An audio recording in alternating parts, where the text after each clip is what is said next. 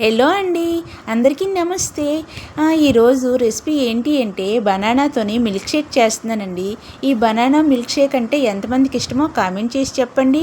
మొదటగా ఒక 4 పండిపోయిన 4 బనానాలు తీసుకొని తొక్క తీసి చిన్న చిన్న పీసులుగా కట్ చేసుకున్నానండి. ఆ తర్వాత అవి జ్యూసర్లోకి వేసుకున్నాను. ఆ తర్వాత ఒక చిన్న మిక్సీ గిన్నె తీసుకొని దానికి సరిపడినంత షుగరు, తర్వాత ఒక 3-4 పలుకులు కాజు, 3-4 పలుకులు బాదం, తర్వాత ఒక 2-3 పలుకులు ఇలాచి, తర్వాత 2-3 పలుకులు ఖర్జూరం వేసుకొని పాలతో మిక్సీ చేసుకున్నానండి. పాలు కూడా మిక్స్ చేశాను. మిక్సీ చేసుకున్నాను. మిక్స్ చేసుకున్న తర్వాత ఈ జ్యూసర్లో ఉన్న బనానాల్లోన ఈ మిక్స్ని వేసుకున్నానండి. వేసుకొని అది దానికి మునిగినంత వరకు పాలు కూడా వేసుకున్నాను. వేసుకొని అందులో కూల్గా చల్లగా ఉండడానికి ఐస్ క్యూబ్స్ కూడా వేసానండి. ఐస్ క్యూబ్స్ వేసి బాగా క్రీమీ స్ట్రక్చర్ వచ్చినంత వరకు మిక్సీ చేసుకున్నాను.